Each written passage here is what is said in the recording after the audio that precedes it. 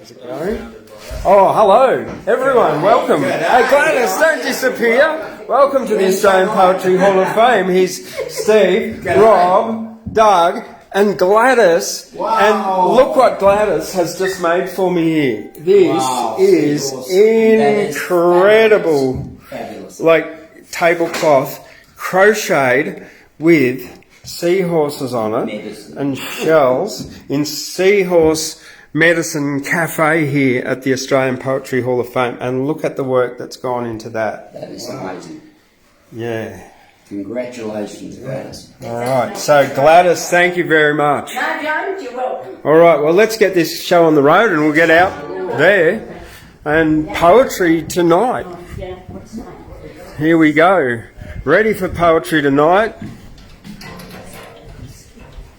Yeah, it's great, isn't it? All right, here we are.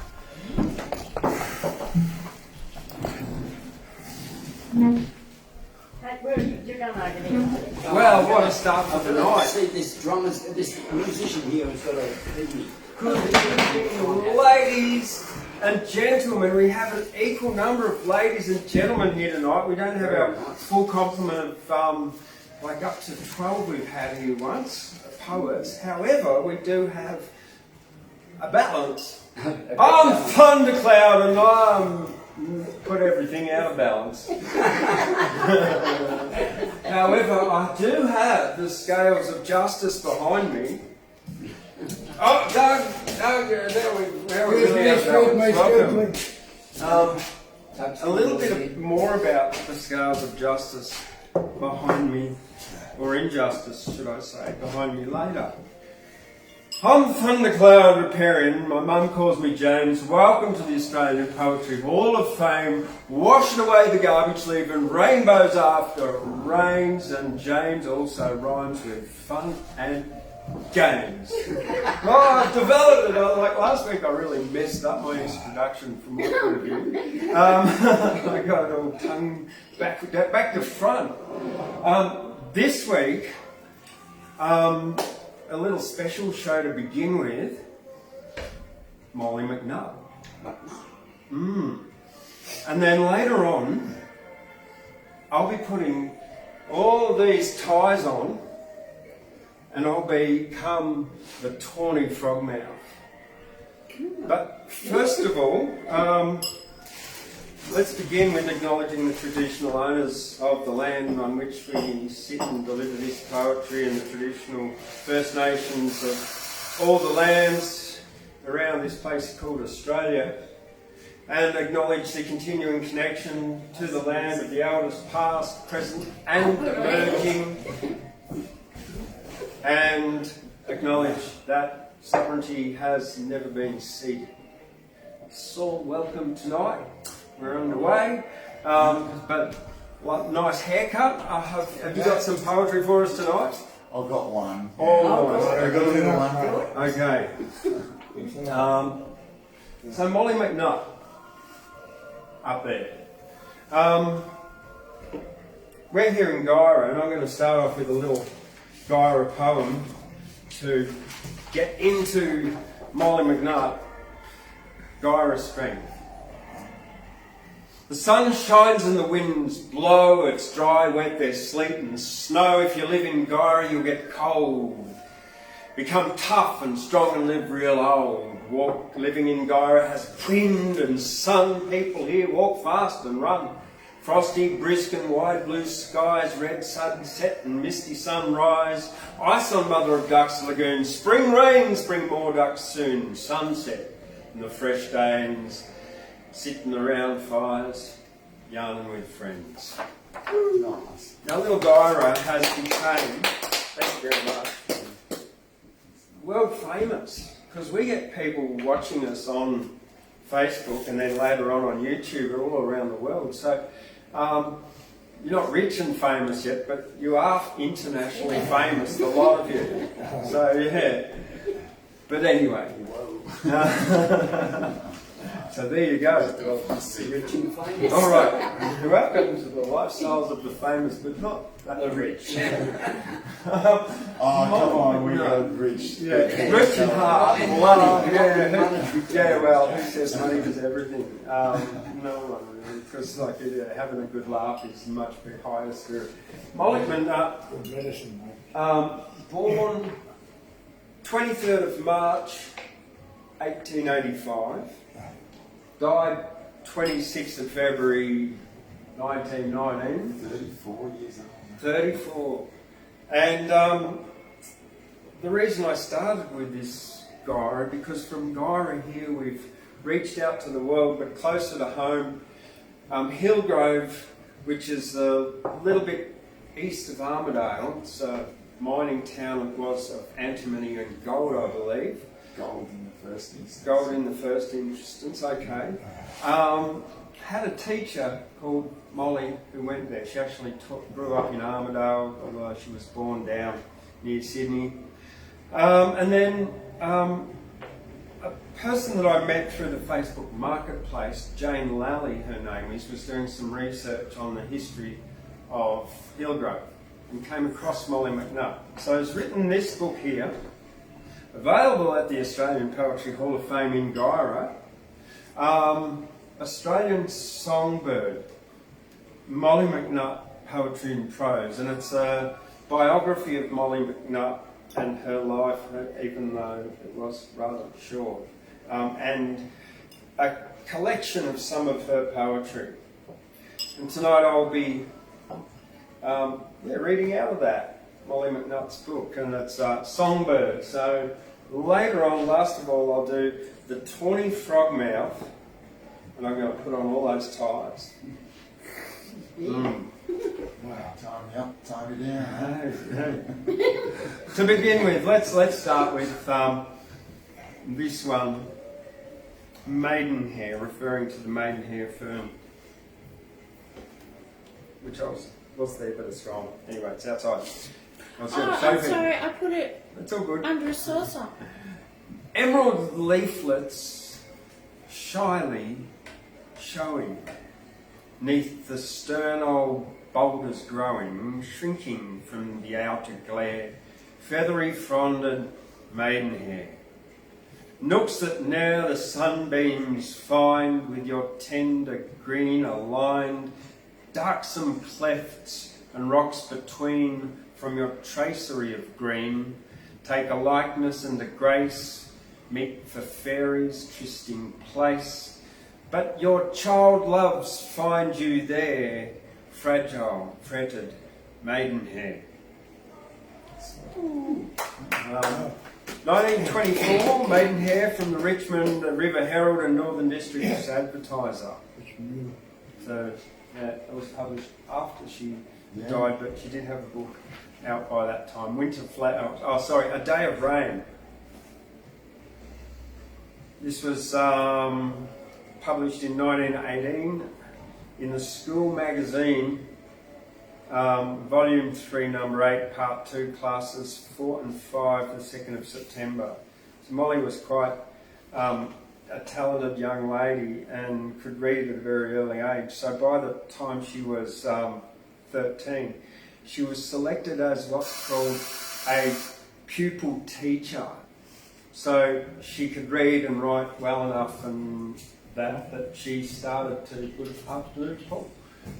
that she started to teach as a pupil teacher, and that was a paid job. And then she did that at Armidale, and then Uralla, and then she got sent off to Teachers College down at Sydney. And eventually, you can walk in front of that. Eventually, Mollie came back, and she was Mollie Shaw when she was born, and married Mr. McNutt, who was principal at Hillgrove. And in that time she did finish teaching, but she continued to write, and so it was her final book that was then released, Songbirds. A Day of Rain. Gums are tossing and twisting under leaden sky, to see themselves in the golden brown pools leaf lined that beneath them lie. The wind that hath wantoned the night long goes sobbing and shuddering past. The hills are blurred to a soft pearl grey by the rain veil over them cast. And now the rain is like shimmering mist on a fairy fountain spray, as a shining rift in the darksome cloud gleams silver against the grey. A truant sunbeam or two peep through to be drowned in torrents of rain, as deeper and denser than e'er before dark clouds gather again. The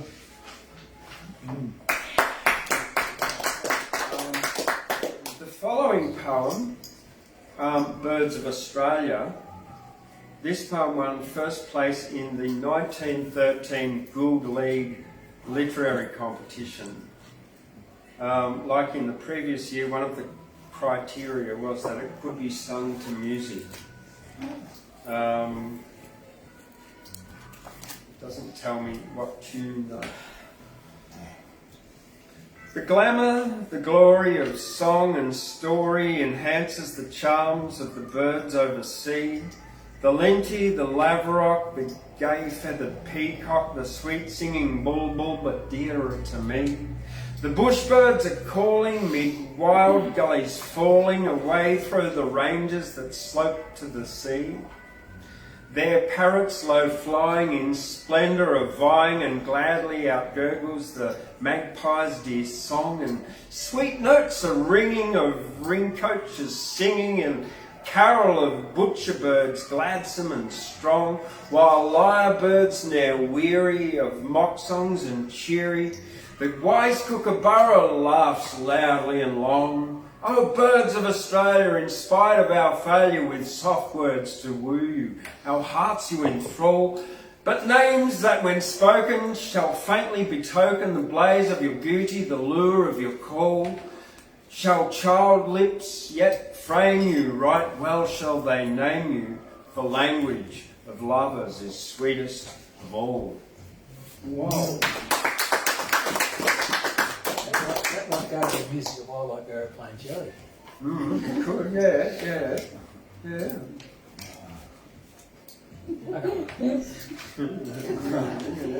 Laughing jackass. Sing for us? That's right, okay.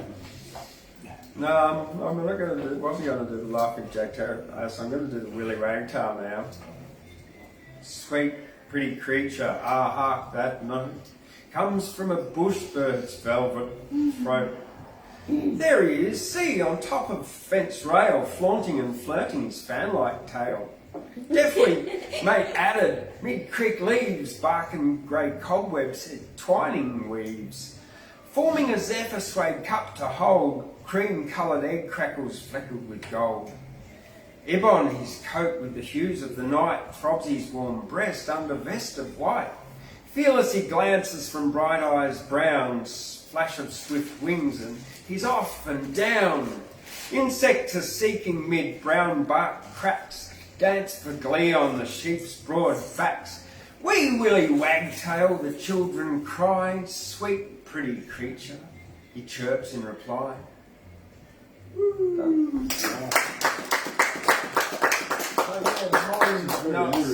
She's very lyrical. Lots of couplets. Like the next one is a 6 line. 6 line of 3 couplets. It's an A B B A rhyming structure.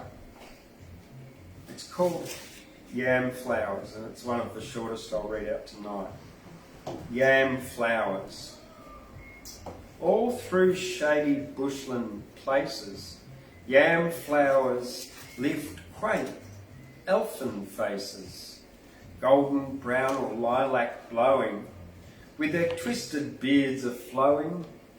Some wayward pixie race, chained forever to one place. Nice.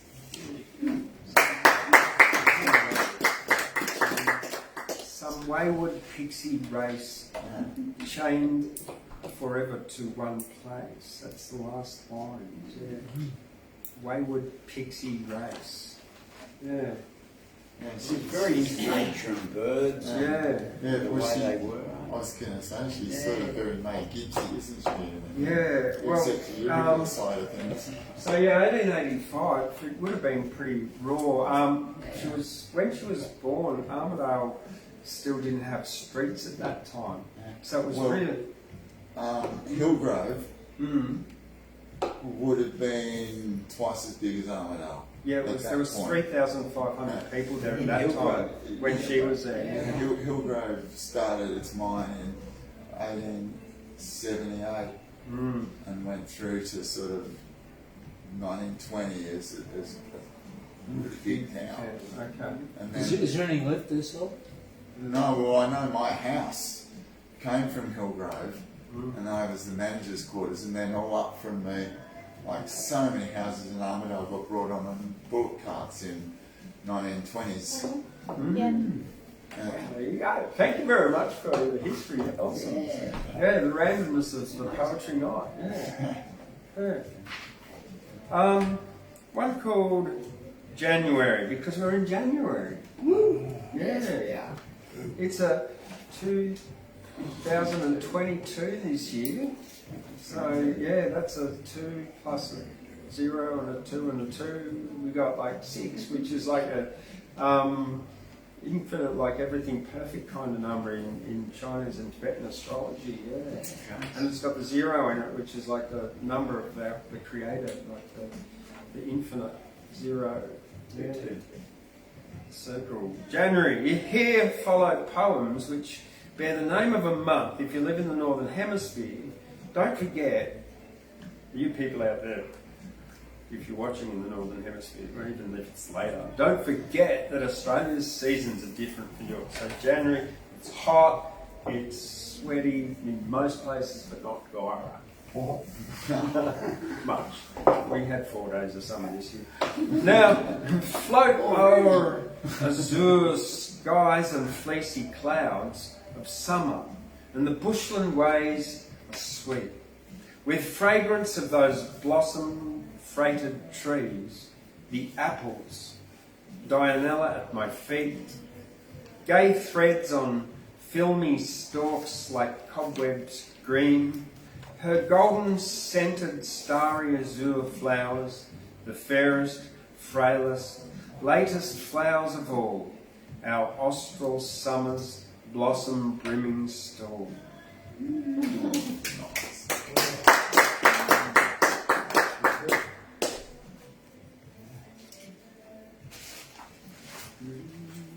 Bush songs. In Mollie's book and some newspapers, this is a poem called Magpies. Bush songs. With a murmuring sound like the song of the sea, the wind in the tree tops is singing to me, and sweetly there blends with its drowsy refrain the magpie's melodious magical strain that gushes and gurgles in cascades of glee and blends in a torrent of glad harmony.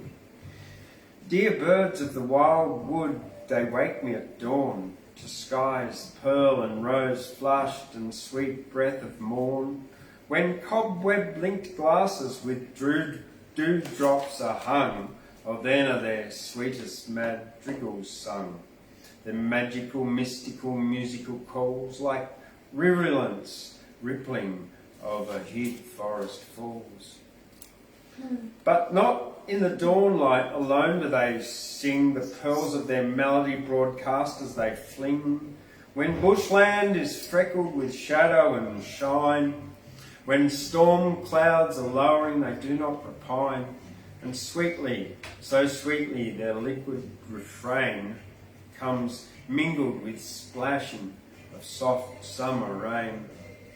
When daylight is fading and shadows again fall, and night winds are stirring their eventide call, comes softened by distance a pixie refrain, elusive, appealing, and mingles again with the song of the wind in the swamp cooler bars that lull me to sleep neath the sky.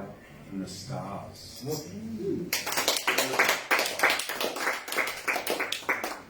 So I got two more to read out from her book now, and then I'm going to call upon. Would you like to come up, Saul, next first? You're the boss. Yeah, I'll go Saul, and then after Saul, Steve, would you like to come on up and roll? But Gladys, are you going to do one today? No, not tonight, James. Doug, yes. When you're ready, Paul, mate. yes or no? Yeah, when you're ready. Up to Permission you. to speak, kind sir. Yeah. I'm just curious about the Seahorse Tablecloth. Yes, it's fantastic. Would you like to show it to the world? Well, we already did it at the very Oh, do it beginning again, of do it tonight. again. It's Yeah. beautiful. It's really beautiful. I will bring it in here again. Yeah, absolutely. Amazing. It's amazing, isn't it? Beautiful. Now, one of Mollie's careers was Mollie McNutt up here. She was a teacher. And I did read this one out, I think, last week or the week before. However, I'm going to read it out again. And it's called The Quarrel, and it's about two little schoolgirls. It was published in 1919, written in 1919, and published in The Quarrel of the Australian Worker on the 16th of October, that year, 1919. So that was post. probably, after she died, yeah. Two little maidens fell out one day, angrily turned from each other's way. Such little friends they had been, you see. Soon they were sorry as they could be. Neither was ready to own the blame. Daily the trouble still worse became. School lessons suffered, and so one day, two little girls were debarred from play. Someone who came to the schoolroom door smiled as if pleased at the sight she saw. Ripples of gold mixed with curls of brown. Two little heads on a desk laid down. Tiptoed away with a radiant face, leaving them happy in their disgrace.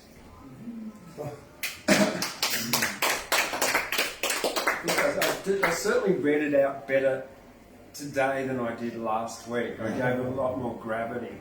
And that's something, it's not one of those ones you can sort of go, two little maidens fell out one day. Like make funny. No, they really were like, oh. So the last one, a bush town. So Mollie lived in Sydney while teaching, and also went and studying teaching as well. And she went there with her husband Andrew McNutt, who she married on her honeymoon. And it says here it's possible that they went to the Oddfellows Lodge. So the Oddfellows in sort of the early Australian settlement colonial history were a big group, a little bit like the Freemasons, but probably not like the Freemasons. They had a hall across the road over there, but they emerged out of the Manchester Society of Oddfellows, which was sort of like a health-based friendly society. When I say friendly society, people would put money in every month or something, and it was a bit like having health insurance. But then Oddfellows would provide this, actually a medical service, doctors and health services around the place. So a bush home. This was published in 1914 in the Australian Worker. Oh, I've been to Sydney town and glad I was to go, to leave the little mining camp where every face I know to travel fast and travel far from household worries free, to feel once more the glamour spell that Sydney held for me. Once more I saw the rainbow lights that danced in Coogee Bay, and thrilled to feel upon my face the tang of sea salt spray. I strayed through gardens sweet with bloom upon the harbour side, and watched from cliffs of Watson's Bay the outbound vessels ride. Once more I felt the magic spell, night showers upon the sea, when like some caliph's jewelled barrage prosaic ferries be. When water serpents writhe and coil, and stars shine softly down, and little waves swish sleepily gainst mooring places brown. But I grew sad in Sydney town, in spite of well-loved sea. The little home in distant hills kept calling unto me. There's not, it's like in Sydney town, the city folk would smile to see the place the heart of me cried out for all the while. But I'm back from Sydney town, and I am glad to be, and every bush bairn in the place has been welcome to me. The birds make music all the day, the stars shine softly down on wind-stirred boughs of giant gums and bark-roofed humpies brown. I throw my curtain doorways wide, breathe deep of bush sweet air, and lift a song for happiness, no neighbours near to care. 'Tis primitive and rough and small, our little place, but well, 'tis home, and even Sydney town for me has lost its spell. Yeah. Well, there's been a big exodus from the cities over the past year and a bit. Gyra's filled up. And now, oh, by the way, there's 2 empty shop spaces in town in the main street near Gyra now. There's where Silent Hands Cafe has moved across to the Woolly Land and become the new Silent Hands on the highway. And I believe that Rainbow Room's going over there, which is the old Commonwealth Bank. Silent Hands. Hands. Yeah, Leanne's deaf, so everything's done with sign language. Okay. Mm. What does she do? Food, coffee, and okay. stuff. Yeah. And, Okay, cool. Yeah. Yeah. So yeah, big up to Leanne and congratulations, Silent Hands. Yeah.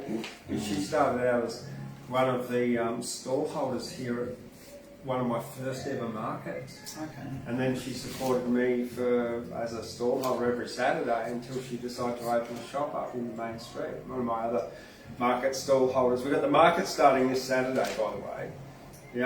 Everybody out there listening, the Gyra Farmers and Craft Market is every Saturday morning, except like when Christmas and New Year's Day fall on a Saturday for the past 2 weeks, or if they decide to lock us down again. Yeah. But every Saturday morning here, inside the big hall in the Australian Poetry Hall of Fame, so it's summer and winter, so you can come here even when it's cold outside. It's just sort of pretty cold in here, but you're protected from the wind. So. And other things that are happening here at the Australian Poetry Hall of Fame. Thanks, Paul. We've got the big, hairy bush dance band coming, and Saul here plays the lagerphone in it, and Saul's coming up in a moment, and that's on the 14th of January. So after probably around about 50 years or so, I don't know when was the last time they had a bush dance in this place, but this hall is going to get a bush dance in Gyra, and it's going to be awesome, and people are going to come from far and wide. And we're awesome band. Yeah. I know for bush dancing, like, Yeah. really good. Mark Brummer is just, he's a genius. So, we just all just follow along, but he's great. So yeah, there's dance caller and walkthroughs of each dance, so you don't have to be able to dance to do it. You can just come. And it's $15 for adults, $10 for children, and $40 for a family. So Friday, the 14th of January, from 7 p.m, you can get tickets here or you can get them online. So yeah, that's something that's really, really, really exciting happening. And everyone gets to dance with everyone. It's awesome. Yeah, everyone gets to dance with everyone. So you got sort of, yeah, that's right. So that's pretty cool. And so we've even got like hand sanitizer. Yeah, so you can sanitize it when you touch each one between. Yeah. Bring your gloves. Yeah, bring your gloves. Yeah, well, no. Still, yeah. What about Look, the other thing that I'm really, really excited to announce, and today it's unembargoed, so we're on the 5th of, which means I can release it and talk about it now officially.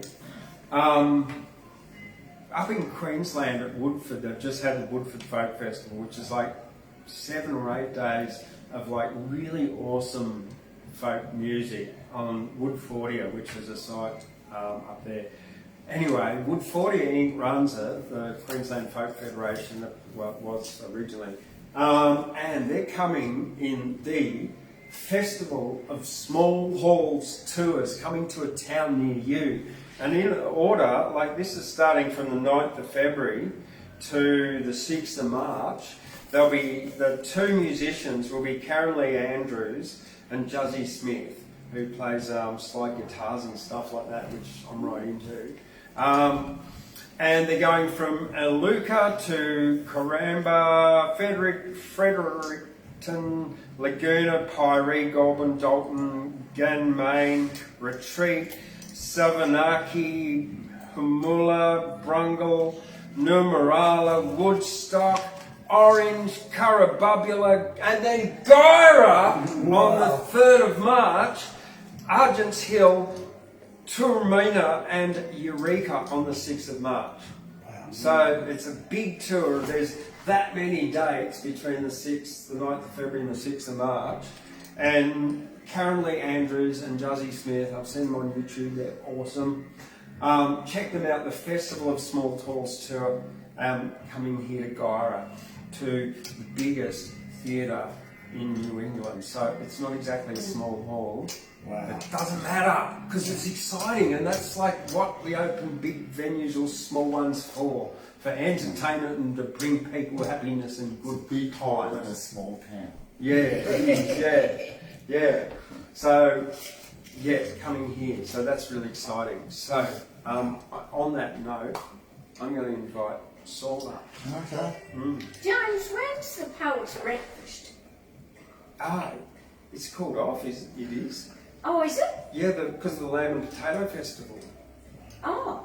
Yeah, I didn't organise a Poets' Breakfast yet, but we can do it. Certainly. Because we have got Sunday around morning. also around about the 21st, 24th of March is the 2nd anniversary of this place. So I'd like everyone to get their thinking caps on, everyone here and everyone out there who should be inducted into the Hall of Fame as a living legend of Australian poetry for 2022, and also an up-and-coming Poets Award. So yeah, think about that anyway, and some suggestions out there in Facebook and YouTube. We'll put them in the comments there. So they're And don't 2 forget to like and categories. subscribe. Yes, they are. Yeah.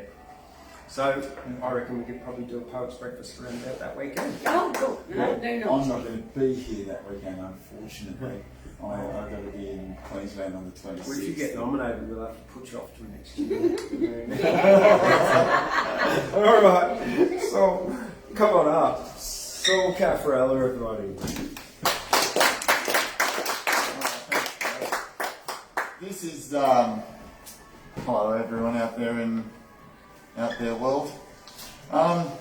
This is something I wrote the other night. I had a big long conversation with a friend, and all about she's got a son who's going through similar sort of things that I did when I was young, and I didn't quite finish school and all that sort of stuff. So this is just a couple of verses I sort of popped up that's about that basically, and I think it sort of will resonate with a lot of people who sort of felt that way. I actually don't have a name for it. I suppose I could call it just the first 4 words, which is, I missed the boat. So we'll stick with that. Okay. I missed the boat and told the captain and the crew don't wait for me.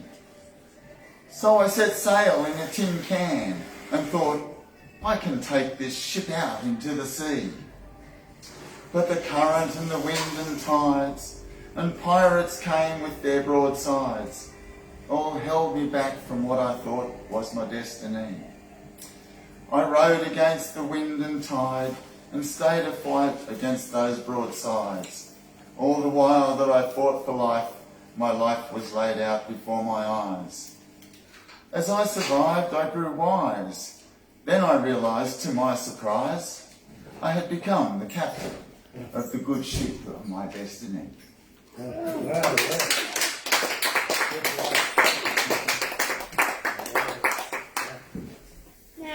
can I ask, what are those things on your suspenders? Because I can't tell what they are. That's Jake Jake. from Adventure Time, Okay. which is a cartoon. And Jake's like He's a cartoon. yeah. Yeah, okay. I know who Jake is. Jake's like a big stretchy dog who can cover the earth or you fit in a bottle, you know. And he's very fitting to be suspenders, isn't he? Yeah, that's it. It's like, woo. Well done. It's always good to be here at the Australian Poetry Hall of Fame. And what a person to follow. Thank you, Saul. I think you may have my nomination for the next year.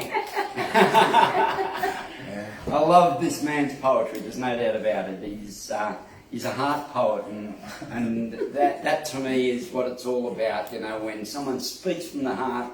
Because what is poetry? Poetry is words, and it's thoughts that we write down and things, you know. And all people alive have some talent. From where it comes, it's not known. Some sing and dance or act out romance. It's a part of your life, like a poem. When telling a joke is your forte, or telling the humour of life, or painting a beautiful landscape, or serenading the friends in your life. Yes, talent's a part of our makeup, becomes natural in the things that we do, not always in the things expected, and not always in the things that we choose. We have all sorts of things that we write down in poetry, don't we? Yeah. Yes. Very nice. I have to... Hey mate, what's your name for the people in Facebook? Oh, my name's Steve Wordsmith. My book is Where the Rubber Hits the Road in This Game They Call Life. And it is available because I hold and I'm privileged to be nominated for the 2001 and been accepted as the Australian Living Legend for Poetry this year. So thank you, that's who I am. Times are changing. Times are really changing from the way it was before. The lessons that we've learnt and are still learning now. We are challenged every moment to break the patterns of the past. Don't be bound by fear and anguish of the hurts and memories. They were helpful to build the character that you are today. So stand now in the moment and be the best you can. We have the opportunity to build a brand new world the way that we would like it, if we take a different way. So listen to your higher self in each and every one. Have compassion on all people. Show love for no reason. The divine lives in your heart, and heaven is what we make it, and not in some place above. So it is time to give your mind a rest and listen to your heart and live in high vibration and unconditional love. Beautiful. I want to touch on a subject here tonight, which is poets come in many forms and tell many things, and we herald things, and we have many experiences that build our perception. And people perceive things in many ways. Thank you, James. And this is about abuse. Abuse comes in many ways, stolen from our family or by parents what they say, or maybe just their tone of voice, or by many violent beatings that mould our adolescent mind and leave us hurt and twisted, that leave a person tormented, not clear to find the truth. So a story that is here today was built along the way. However, blessed be the overcomers who stand in this brand new day as we walk along with brothers and listen to what they say. It's like walking through a minefield, and we try to avoid pushing buttons that ignite that cursed flame. Everyone has a story, and we don't know what it is until someone hits a nerve that hasn't yet been healed, and an explosion happens, and hurt and anger is revealed. The many coping methods that we have learnt to use, it could be going into a silent place that many don't understand, or going off in anger, or even self-abuse. It could be sexual confusion, or sometimes being rude. It could be drugs or alcohol to cover up the shame.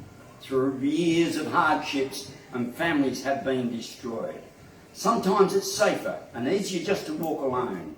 So please don't be judgmental, but let's stand back and listen, and don't be so surprised, with a bit of love and compassion, if that is what is needed to make the soul be kind.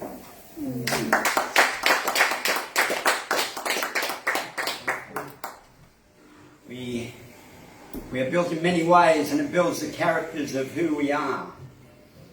And yes, there is many stories that I've been writing over the last period of time, and it's, you know, we talk about collaboration and the times of, you know, change where we work together with people and we come together. And one of, you know, the things that I hear mentioned is that the elders say it's time for us to learn how to be one, even with all the different people of this planet, in this world. When the fire burns, we sit around the fire and we share our tales of when we've won and when we've failed, of loves we've had and the times in jail. Bound by the Spirit and not by blood, we stand as brothers with compassion and love. We stand at a time when the world is damaged and torn apart. Brothers stand with great big hearts, sharing, caring for each other. Of loss of family and the stolen mothers, this is a time of profound change, a telling of the warriors who stand on the range, with spear and boomerang in hand and dream time, and making our plans of walkabout throughout this ancient land. We're Roger and the Wordsmith and the Fat Man. Too, James is around, but he's out of view. In the morning coffee before we talk, and we grab the dog and we go for a walk. Sharing space. When the moon's rising on a brand new day, two hearts in collaboration showing the ways to break the moulds of hurts and pains, working in unison without any constraints. 1 + 1 makes 11, they say, as we combine our talents in a brotherly love, compilation in spirit and gifted in art, two spiritual brothers from different mothers from different parts. Words of the wizard in wisdom and trust brought together through shit and the dust. It's time to change, we set the path where Edry and the wordsmith stand. Not bound by hurts of this ancient land, with gifts that are given from spirit and trust. Not impeded by shame and lust. Standing together, not divided by greed, working together we will succeed. Full moon shines through snow clouds in spring equinox as we combine our talents in a brand new ways. Words of the ancient together in a brand new ways. In a time when the world needs change, standing together, not divided, we stand, walking and dreaming throughout this land. Walk about times of music and art, no division, only working as one. This is the change that is needed today. Divine wisdom is given from above when we walk together in compassion and love.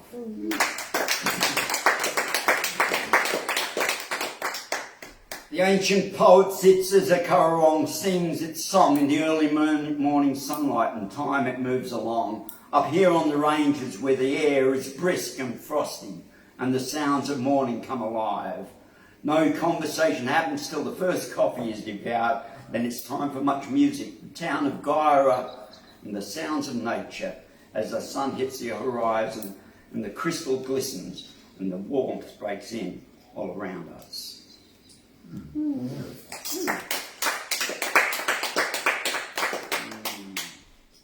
I've got another couple of little ones I'd like to just present there, and then I know Rob's going to come and do some fabulous music for us, and I've heard this man, it's great.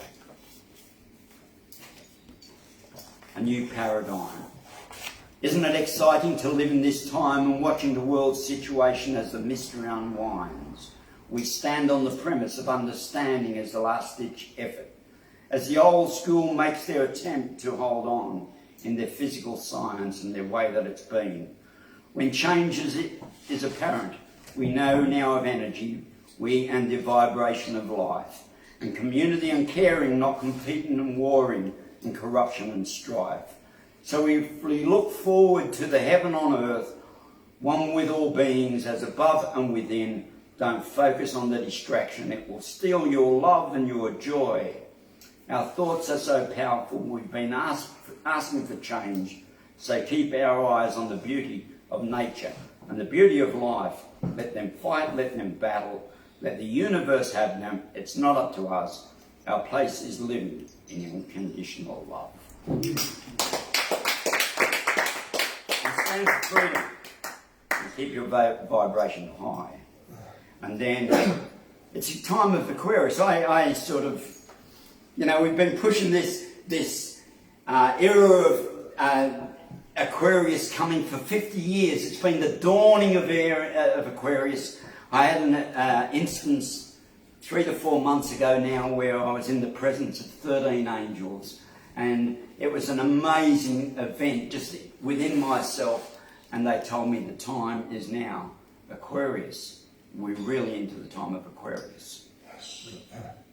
And it's the golden age of Aquarius. A new day is dawning and a new day is here. We are open up our real eyes and we overcome the fear. Be grateful for all that we have and don't focus on what has been taken or lost. In the process, the dross must be burned away, and what is left is pure gold. The golden age is on its way. One love. Thank you. It's always good to be here, and remember, my book is Where the Rubber Hits the Road in this game they call life. My name is Steve Wordsmith, and it's always great to appear here. Thank you. Have a lovely night. Thank you. Thank you, Steve Wordsmith.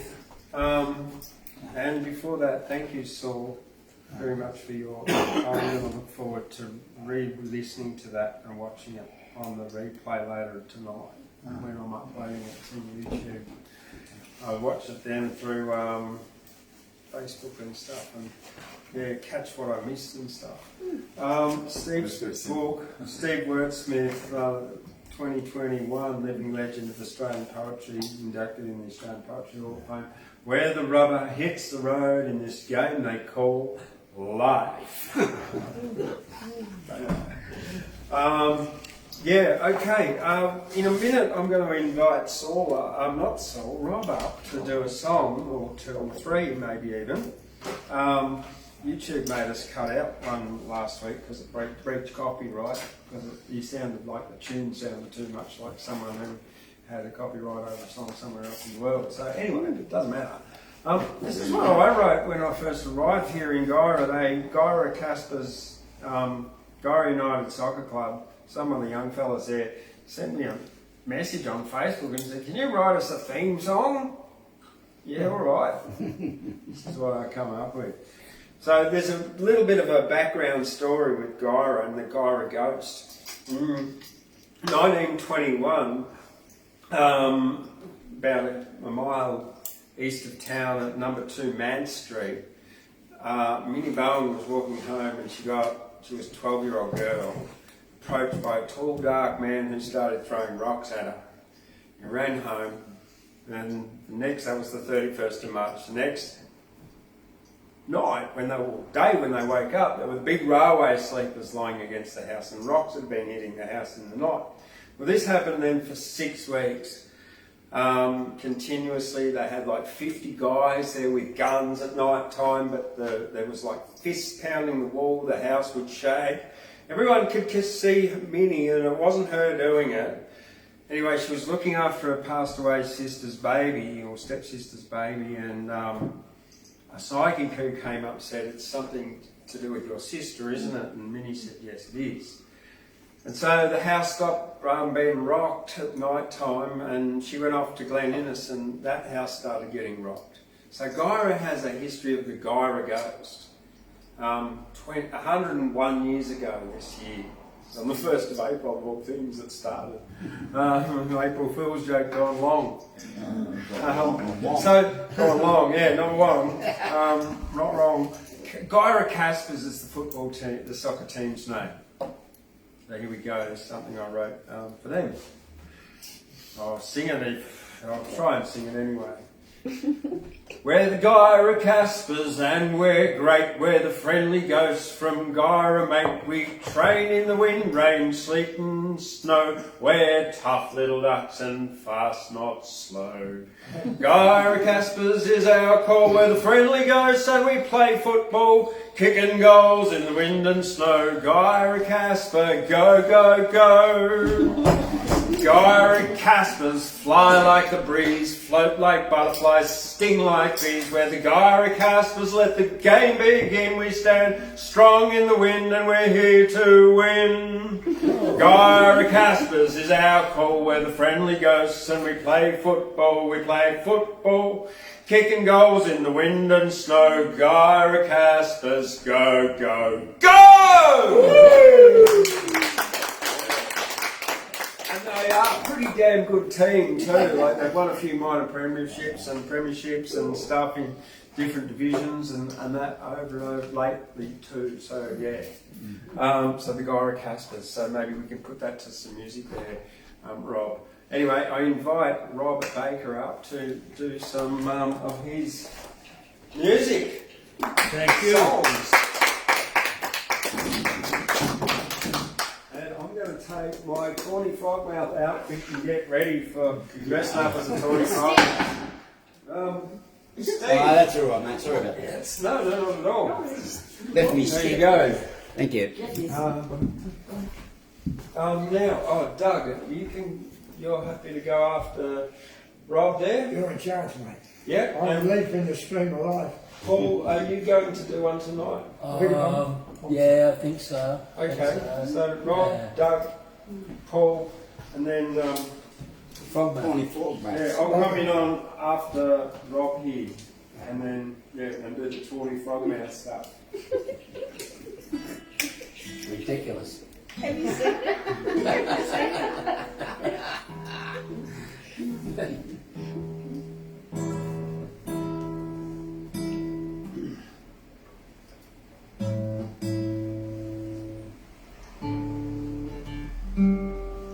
Okay, I'm going to do a song called The Australian Stockman by an old Australian bush poet called F.S. Wilson.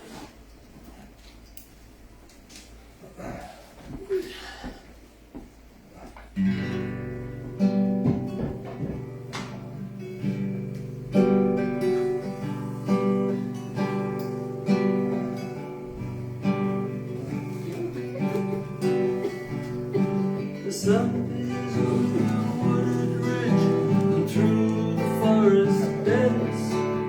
It's golden lady through the mountains red with snow and the stockyard fence.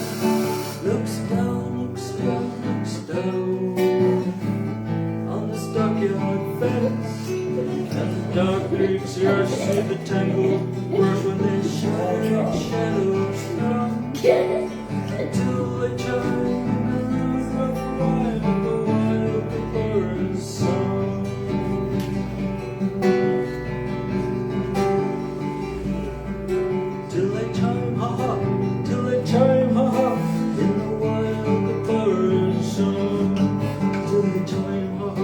Till the time, in the wild Caferella song.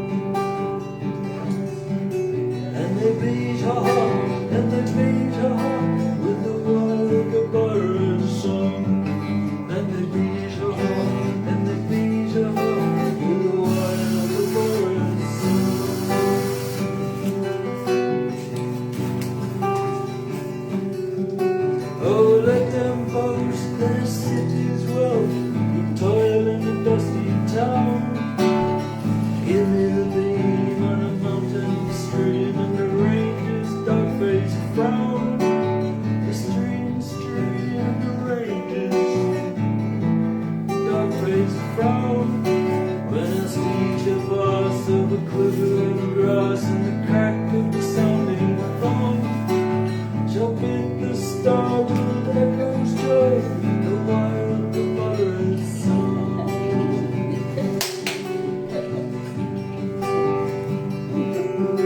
And they join ha-ha, and they join ha-ha, the wire of the butter's song. And they join ha-ha, and they join ha-ha, the wire of the butter's song. And they join ha-ha, and they join ha-ha, the wire of the butter's song.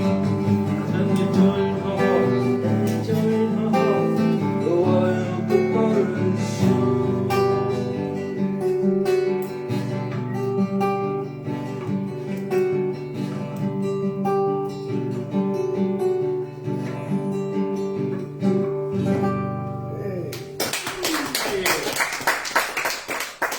I'd like to invite Mr. Steve Wordsmith up to give me some percussive assistance. Percussive assistance. If he would be so kind. Thank you, Robert. All right. Okay, this is another old Australian bush song called the Rambalier.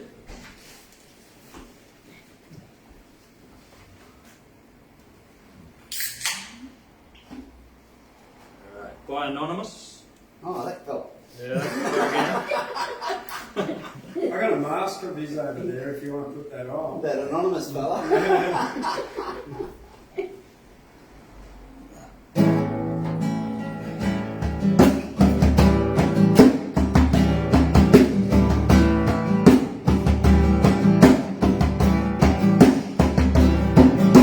The earth rolls on through empty space. Its good is never done.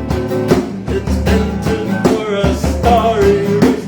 Out the kingdom come. And as I am a bit of a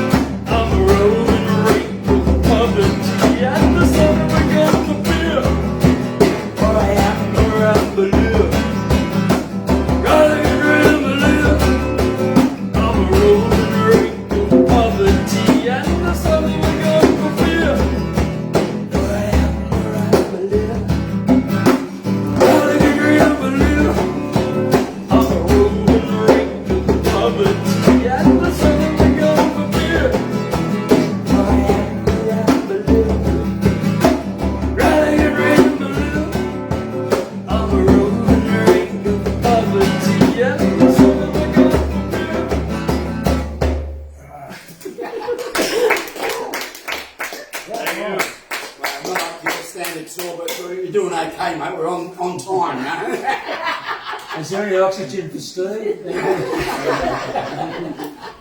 I'll do another rollicking old Australian bush song.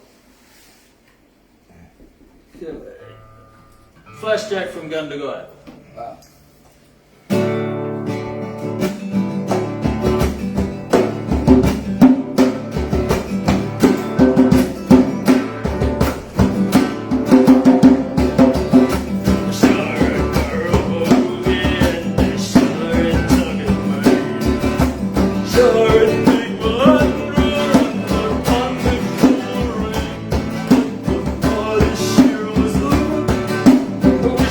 Back again.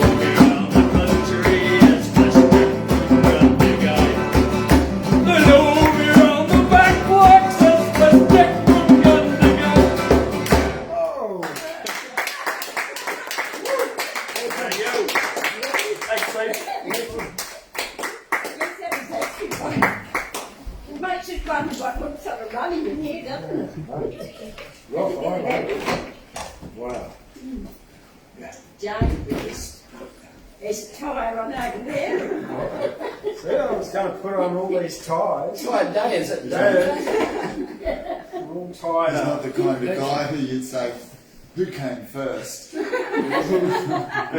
was the tie? I might just get into role here. I'm a tawny frogmouth owl. Now, this particular suit was made for the Nimbin Performance Poetry World Cup of, I think it was 2019. And I did a piece called The Tawny Frogmouth, and it's about ending prohibition. But first I'm going to read one of Mollie McNutt's poems called The Tawny Shouldered Frogmouth. The tawny frogmouth is not an owl, by the way. It's a nightjar. We all knew that. Now, this message stick was given to me in Nimbin by a Yorta Yorta man. Now, Yorta Yorta country is Farmer State Forest on the Murray River, sort of east of Echuca. And the message of this stick is exactly what I just did. Live in your heart. And I guess I used to live in Echuca when I grew up, from when I was 7 to 11, 6 to 11, up until 1981. And my parents worked with the Yorta Yorta people down there, and one night they were driving back to the mission and there was a tawny frogmouth on the fence post, and someone with them said that Auntie's passed away. Because tawny frogmouths in their culture are a messenger from the dead.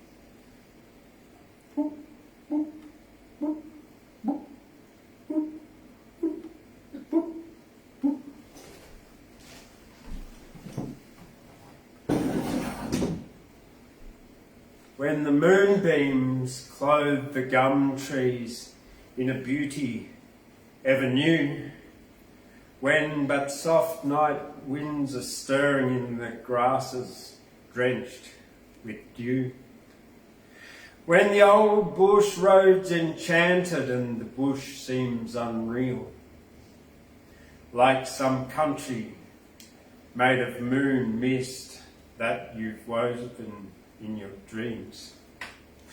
Then from depth of deepest shadow comes the weird unearthly call of the bird among our bush birds, quite the ugliest of all.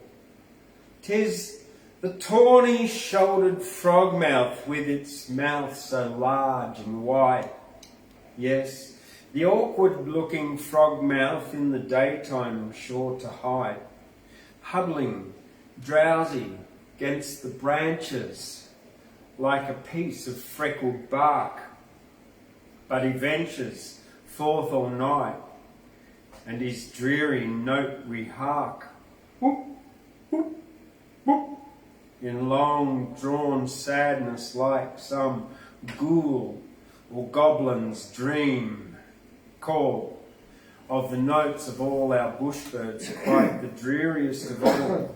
Yet the tawny-shouldered frogmouth, though he cannot sing a note, builds poor nests and boasts no beauty, wears a sombre speckled coat.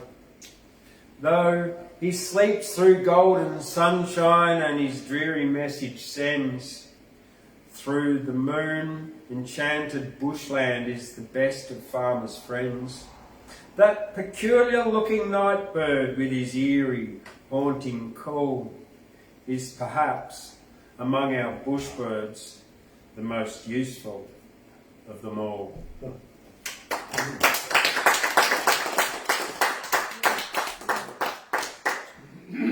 Now, while I was over there making coffee before, I heard Steve do one. It was about addiction, was it, Steve? Mm-hmm. Yeah?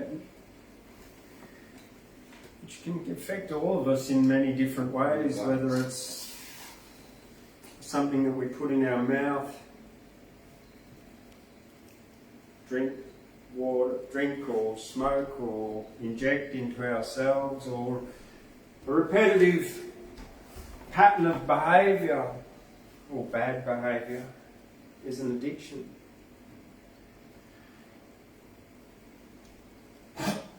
Being the creator and director of the Australian Poetry Hall of Fame, I meet people from all around the world. And this week, on Monday, I know I can use his name, he bought 2 of my books, Poetry to End Prohibition. His name was Mark Hancock, and he wrote his story in the Australian, and he was published in an opinion piece in June or July 2021. He bought 2 of my books, Poetry to End Prohibition, because he works for 2 foundations, kind of things, working to end prohibition of all drugs and to work towards a harm minimisation treatment model, medical model of helping people who work through their traumas and their repetitive patterns of behaviour, which can be addictions. So Mark Hancock's story is he was quite a high-flying executive, CEO of companies, director of companies in Sydney. And he was working long, long hours, and he never touched any drugs in his life. Long story short, at 63, someone offered him a pipe of crystal methamphetamine, and he tried it, and he became a meth addict, an ice addict, at 63. He was living a dual life, one in the suburbs and one in a unit in the city, to hide his habit, because fear of truth is how prohibition works. And it's a kind of control. His family intervened to help him out. He started getting paranoid delusions and things like that from lack of sleep and overuse. And then he ended up in the criminal justice system as well, and saw from that side of things suddenly this high-flying businessman, never done any drugs, was in trouble. That can happen to anyone. When I arrived in Nimbin in 2017, I went there for the Mardi Gras festival, which it's more like a Mardi Gras prohibition rally, anti-prohibition rally. It's been going there for now over 25 years, I think. My bus broke down there in Nimbin, and I stayed on, and 6 weeks after I arrived, a young 26-year-old man, Daniel Walmsley, who I'd met during Mardi Gras and become quite good friends with because we used to smoke marijuana together because he wouldn't mix tobacco with it. And one Saturday morning I woke up early and went for a run into town at 6 o'clock, and I found a golf ball.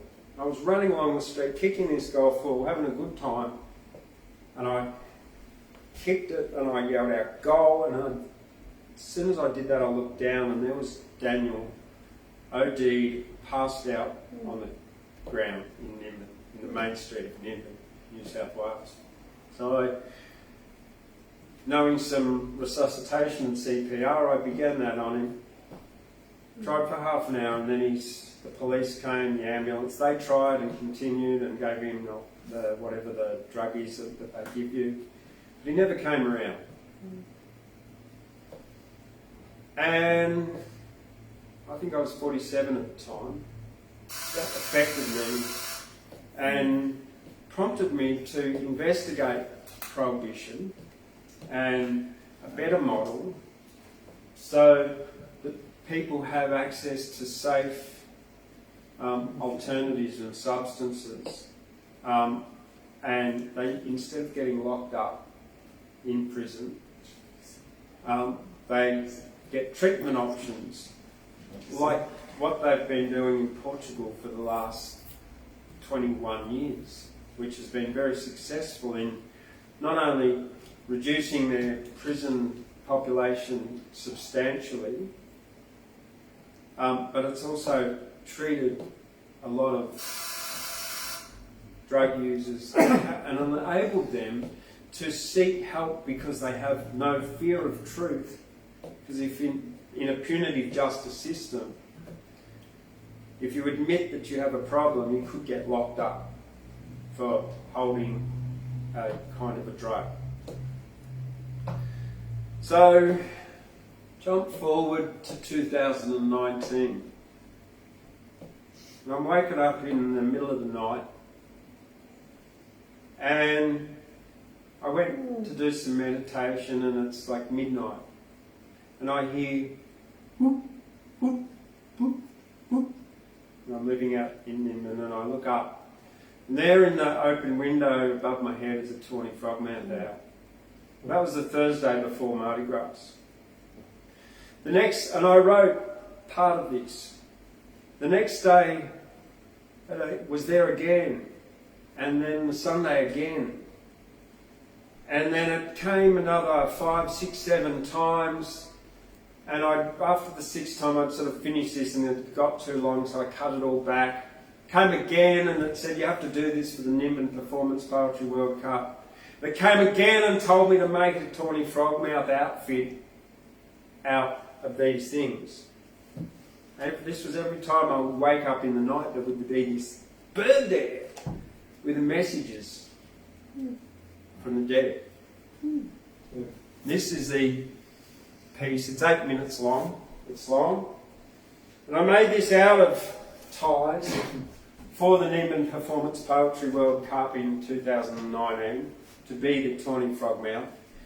And you'll notice on the ends of my arms 2 ties attached to my wrists. One of them is an Indigenous First Nations tie, and the other one, you can't see the little logo, it's red, white and blue, and it's got British American on it to represent the scales of injustice that colonisation brings, and the systemic violence inherent in the system, that's violence inherent in the system, the way things work, that ends up with 30% of our prison population plus being of First Nations descent in Australia. I'm going to finish there because this is all covered in the piece of poetry.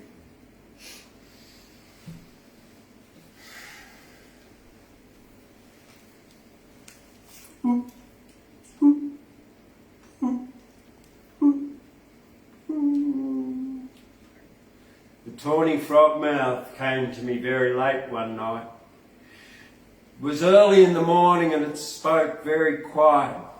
Us, tawny frogmouths, are spirits of the dead who died from overdoses and systemic violence, he said. I've something important to say, and this is my position. Humans will not be free until you end prohibition. I'm a tawny frogmouth, and I see your frustration with the punitive justice drug war of incarceration. Thousands of non-criminal users each year locked and jailed, but violent crime rates have fallen. Drug wars failed. 80% of the injustice systems wasted each year locking up people for flowers and herbs. Are you queer? It's obvious to me that prohibitions failed when you could harm minimise and empty most of the jails. Make access to safe herbs and drugs a right. Save billions of taxpayers' dollars overnight. The police could focus on corruption and violent crime. Harm minimisation means there'll be less people dying. Harm minimisation means that you support safe herb users, educate and rehabilitate the hard drug abusers. There'll be less overdoses and violent crime gangs will fade away when you can grow herbs freely at home and juice and eat cannabis each day. It's obvious to me that you must end prohibition. Call your politicians today. It's your mission to explain all the benefits of ending the war on the women, children, sick, elderly, coloured and poor. So I've come to visit you early in the morning because you're the one who will sound my warning. We wise, tawny frog-mouths think you humans are very strange. You seem so conservative and reluctant to embrace change. Mothers are in jail, nanas in there too, all because of the herbal cannabis they grew. Prohibition's an attack on humans' rights. Such an injustice. I have trouble sleeping at night. When prohibition exists, people live in fear of truth, of being caught and imprisoned for a year. Please reconsider your perspective on prohibition of drugs. Free the plants and herbs and undercut the thugs. When you end prohibition, there'll be a reduction in crime. Harm minimisation means there'll be less parents crying. When you end prohibition, billions of dollars will be saved, less cops, prisons, lawyers, deaths, and more health and happiness every day. I haven't nearly finished. I'd love to go to sleep, but I find it very difficult because I often weep for the victims of the drug war, those overdosed and dead, brothers, sisters, children's deaths from cop kicks to the head. Now I want to talk about how women are being imprisoned throughout the world, increasingly putting sisters inside, victims of a system, and the men that deride the women that speak up and tell the truth about sex offenders and sexual abuse.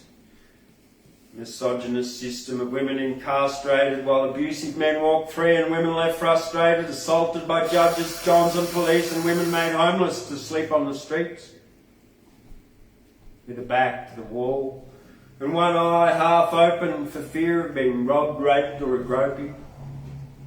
She hasn't slept well, she's psychotic, insane, chemically restrained, injected, sectioned again. I want voluntary admission to the psych ward, she cries, injected, pushed back into the streets to meet KPIs. Back in the street, she screams and rants in the back of a police car, a hand down her pants in the rock cell of a watch house. The cycle starts again, raped by judges and police. She questions if she's sane in a cycle that sees so many lives lost. The prison industrial complex has a high social cost. Do you get it? It's enough. The punitive justice system is unjust. Abused in a system have to prostitute themselves into venous diseases, STDs, mental health. I know you agree. Now's the time for my message to you. People are dying from prohibition and being in prison. While violent crime rate falls, incarceration's risen. And in 20 years, has doubled in Australia, where the punitive justice system's a failure. The female prison population has doubled in less than 18 years. I'm feeling troubled. From 7 to 14% of the prison population. I provide these figures for your information. In 1950, only 4,000 people were in detention. Over 40,000 now. Here's my intention. It's time that you reduced incarceration, and restorative justice will end this frustration. Prisons need to be all deprivatised. No more making laws just to meet KPIs. Most of the prison population's non-violent. For prohibition or fraud of money misspent. Non-violent crimes and illiteracy. 90% of the prison population ought to be free.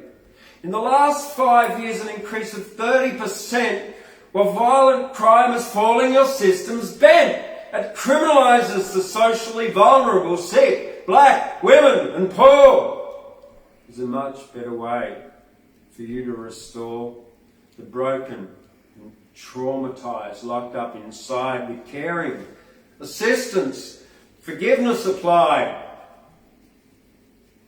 to the injustice system that people don't trust, to make it compassionate and truly just. Simplify laws and eliminate state harm. A forceful imprisonment and police twisting your arm. You can make a system that has love and heart. First, ending prohibition would be a wonderful start. And the money saved from excess police and jails put to help minimising abuse, rehabilitation. Because the drug wars fail to rehabilitate and help those imprisoned inside so that when they're free, they're successful in their lives. The wise tawny frogmouth hooted. The words he spoke were true. I'm a tawny frogmouth. Boop, boop. That's what you need to do. And when you end prohibition, everything will be all right. Maybe then I'll get some sleep at night.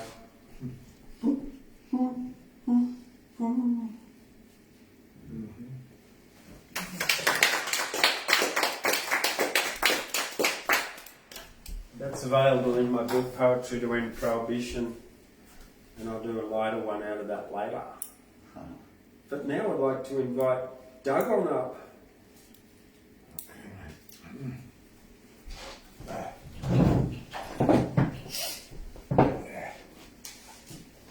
Okay. I've got a thing on my phone which I want to share, but I'll read it a little bit. Not short. Oh, I should be talking up here, I guess. Good evening.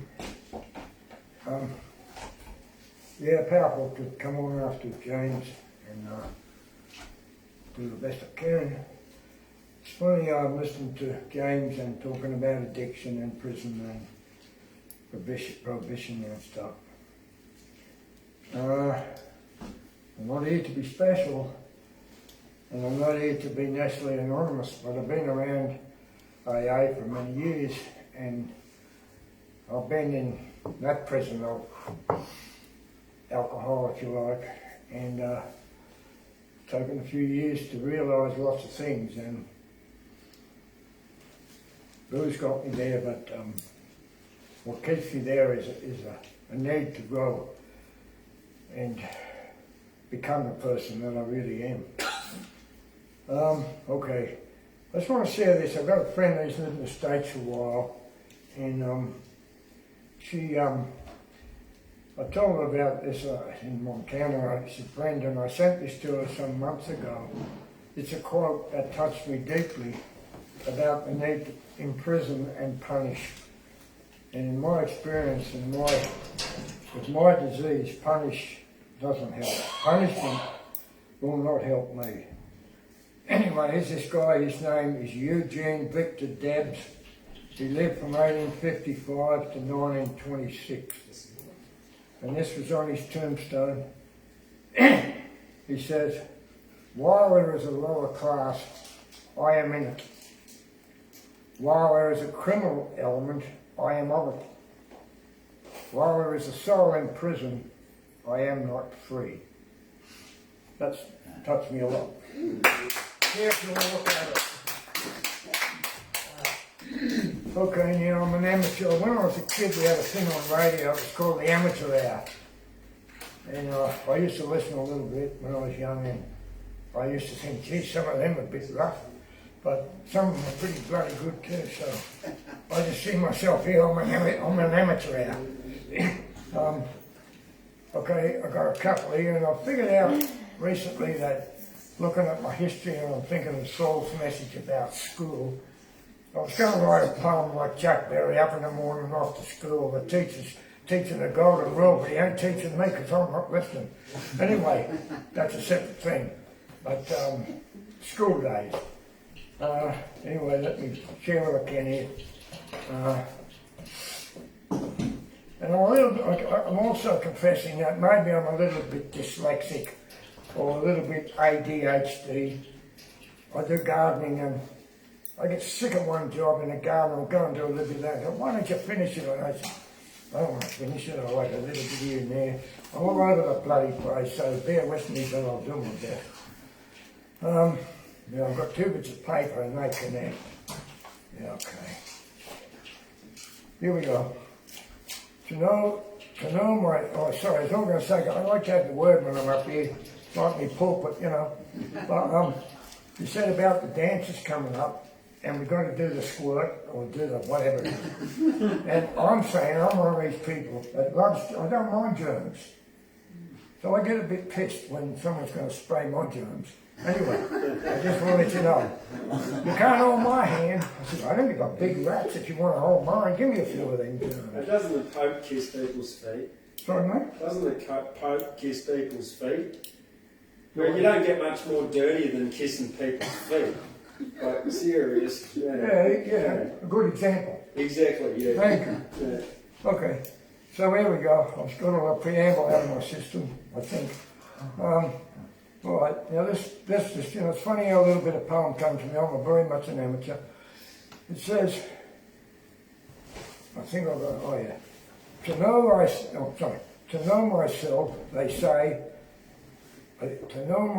they say, is lifetime's hardest task. I don't believe survival for me depends upon a mask.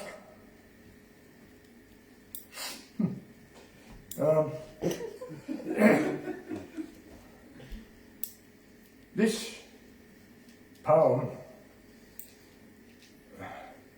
it's a story, or maybe how I learned to be just me. I could add a word if I want. So get on with it. My insides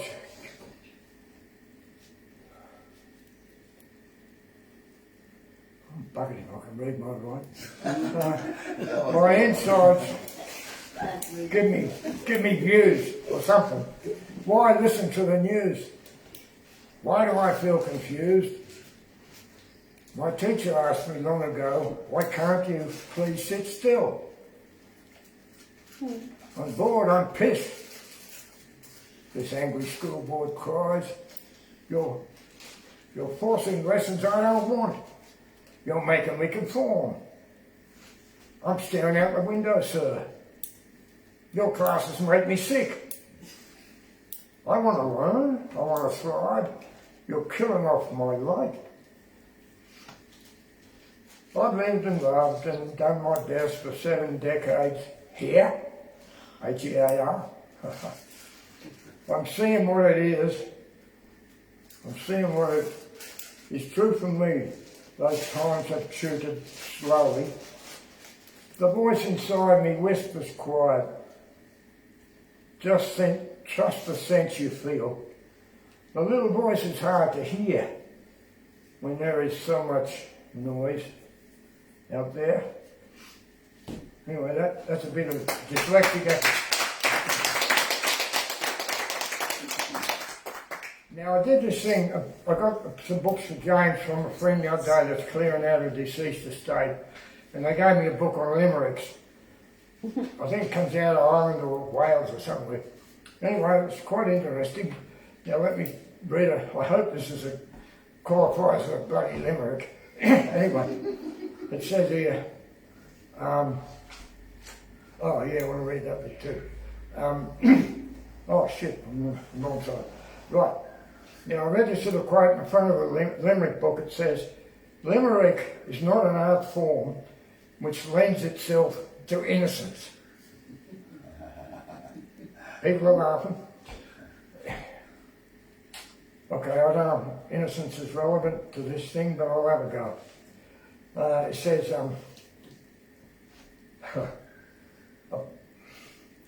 a pretty young girl from Gyra had a dog she called Elvira. Her mate felt hot to tie the knot. She smiled okay, right on the spot, with sounds of gosh and glee. Then came her cry, I can't comply, my dear sweet dog won't let me.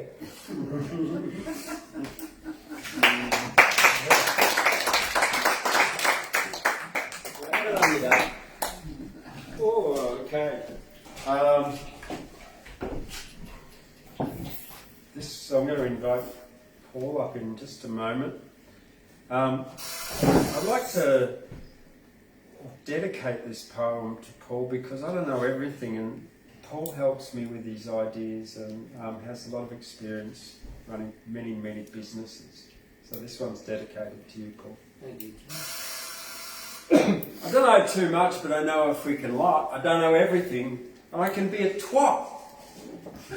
I know I can be wrong, and I know a little bit of shit, and I know I've more to know and stay open to learning it. I know what I know some of what I don't know what I don't know and won't know what I won't. I know I've been to university and taught in school and college, and I'll never know, I know I'll never know the whole universe of knowledge. I know for me to know that I need to do research. I know I ought not balance on an academic perch. I know I need to listen in order to be wise. I know I must discern facts from opinions, beliefs and lies. I know a fool will talk and a wise man will always listen. I know if I don't listen that there's knowledge I'll be missing. I know there's more than knowing, like unconditional love. I know there's joy, bliss, peace, and ineffable above. I know it's best be kind, respect, not judge my friends. And I know when to stop, so this poem ends. And, Paul, please. You want this or not? No? Okay. Thanks, James. For those people that don't know me, my name's Paul Wood. I'm a blow into Gyra. I've been here 10 years. I'm just starting to become accustomed to being here permanently. I think I'll be here forever. I just would like to say at this moment, happy new haircut, Saul. No one's mentioned it. And on that last poem, James, I'd just like to say, never forget intuition. It's probably more important than knowledge. I sort of was going to sort of fanny out and not sing tonight because I don't like the sound of my own voice. I don't class myself as a good singer. I like singers. I'm not one. And the song I wanted to sing tonight is a very, very sentimental song. And I sort of thought, well, maybe I won't do it because I tear up sometimes even sing this song.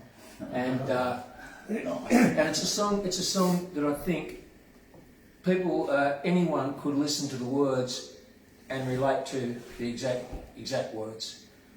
A ballad is a song with a message or a story, and this is a very profound story that I feel I've lived through somehow, or shall we say, hope it never happens. This is a Bill Monroe song. Bill Monroe is the father of bluegrass music in America. As I said, from the hills of Kentucky, where my heart is, where I hope to go one day. Maybe I could be lucky enough to go to Kentucky and die, or just have a handful of Kentucky soil. This song is called The Little Girl and the Deadly Snake. Our darling wandered far away while she was out at play. Lost in the woods, she couldn't hear sound. She was a darling girl, the sweetest thing in all the world. We searched for her, but she couldn't be found. I heard a scream of my little girl far away. Hurry, Daddy, there's an awful dreadful snake. I ran as fast as I could through the dark and weary wood, but I reached our darling girl too late. Oh, I began to cry because I knew that soon she'd die, for the snake was worn and weak close by. I held her close to my face. She said, Daddy, kill the snake. It's getting dark. Tell Mummy goodbye. I heard a scream of my little girl far away. Hi, Daddy, there's an awful dreadful snake. I ran as fast as I could through the dark and weary wood, but I reached my darling girl too late. To all parents I must say, don't let your children stray away. They need your love to guide them along. Oh God, how I pray we see our darling one day. It seems I still hear a voice around our home. I heard a scream of my little girl far away. Hurry, Daddy, there's an awful dreadful snake. I ran as fast as I could through the dark and weary wood, but I reached our darling girl too late.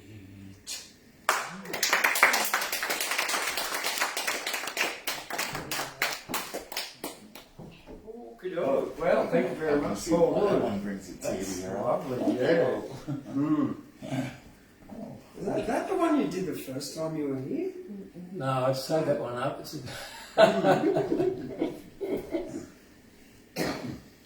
All right, well, I got three more, and then we've got a special guest who won't be coming on camera. So once I finish off this and end the camera for the night, then we'll get our other guest on here to do her poetry. So before we finish off tonight, I'm going to start with, I've got three to go for the evening. This is from my book, Poetry to End Prohibition, the 4/20/2020 edition. This was written in the Hemp Bar in Nimbin in one of the organising meetings of the Nimbin Mardi Gras one year. It's quite a small bar, like totally full of marijuana smoke, like these big joints going around, and everyone was really, really, really high. And there was Michael Balder, written in 2018 at the organising meeting, and Michael Balderstone, the head of the hemp party in the Hemp Embassy in Gyra, suggested that we burn a replica of the Parliament, and everyone cheered like pirates. Yeah. So this is called Burn the Parliament. Burn the Parliament, he said, and the pirates all went off their head. I've got a better idea, number two said, let's do it from afar. Hang on, let me start again. Burn the Parliament, he said, and the pirates all went, arr. I've got a better idea, number two said, let's do it from afar. Pirate number three, she said, let's build a fake parliament, we'll put it on a trailer and we'll cover it in green hemp cement. Pirate number four didn't want to be outdone. We'll paint it with marijuana leaves and we'll leave it out in the sun. Pirate number five, the pirate who was wise, said, I've got a better idea, let's make a super big surprise. Let's make that parliament open in the middle, and out of it can come Prime Minister Nero playing the fiddle. Yo ho ho, and no more rum, 15 men on a dead man's chest. Yo ho ho, and a bottle of not rum, smoked cannabis, and more. Pirate number 6 said, "This is what we'll do, because we have fake parliament and fake politicians too. We'll blow it up. We'll blow Parliament sky high, and we'll do it from afar, just like Guy Fawkes did once try. But Guy Fawkes didn't succeed. He got thrown in a cell because he tried to blow up real Parliament. They made his life a hell. They burnt him on a pyre, and that's how we got Bonfire Night, because that was the very night they set poor Guy Fawkes alight. So, what we're going to do, the pirate said, we'll do it here. No rum or alcohol or wine or drinking of the beer. We'll blow up a fake parliament and we'll set it all on fire, and then we'll all smoke joints and everyone will get much higher. Burn down the parliament, he said, and the pirates all went off their head. We've got a mighty fine idea. Let's smoke cannabis and not drink beer. Yo ho ho, and no more rum, smoke cannabis and more. So the pirates built their fake parliament, and they set it very high, and it opened in the middle, with Scott fiddling from inside. And then a big boom happened, and the parliament caught fire, and Guy Fawkes wasn't there because it was he who lit the fire. But there in the middle of the burning parliament of red, yellow, black and brown was the government of Australia, symbolically burnt down. Yo ho ho, and no more rum, let's burn the parliament. Burn the parliament, he said, and the pirates all went off their head. Burn the parliament. Yo ho ho, and no more rum, let's smoke some joints and more. We'll burn the parliament, he said, we'll burn it to the floor. And there in the middle of the burning parliament of red, yellow, black and brown was the government of Australia, symbolically burnt down. Yo ho ho, and no more rum. We're gonna smoke some cannabis, overgrow the government and more. That's it. Thank you very much. So, that was written then, so after Michael Boulderstone said that, that was pretty much like the conversation. I just stood there like diarising it and making it into a bit of poetry. And it was like, they really like all did look like a bunch of pirates with, dreadlocks and scarves and whatever. I got two more to go on for the night. And this one was written on the 1st of January this year. It's a celebration of the year to come. One day at a time, and one day is almost gone. For a few more hours longer this day will linger on, unabating is the time, and the day's nearly past. This may be the first day, but it won't be the last. Time is relative to the place it's measured from. Time goes in a spiral, spinning forward, then it's gone. The past is but a memory, and the future's a dreamland if you embrace the present and the now. Life can be grand. Another year is gone and another day is nearly over. A bee knows night and day and how to find clover.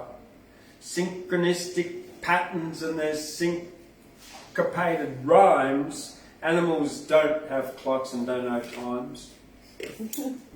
Being in the present moment and the eternal now is a cat and a dog and a sacred holy Hindu cow. Time is just a construct that people have created. We're late for an important date, and we get so time frustrated. Done. That's it. Yeah, hear me now. And so before I finish off, my last one to finish off with is a little one. There once was a man who loved to laugh. Some days he'd laugh until he'd barf. He was a comedian, and he'd also make others laugh, telling jokes about chickens marrying giraffes. A chicken and a giraffe went into a busy bar. The chicken ordered an eggnog. The giraffe ordered a long neck. The bartender said, "Here's your Tawley, you're not in Melbourne, you're in Queensland now, eh?"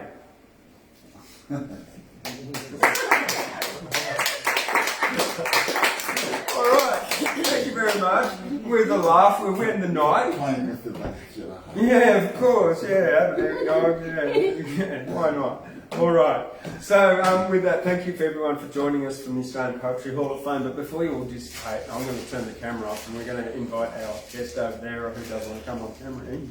And thank you very much once again, and don't forget to subscribe and like.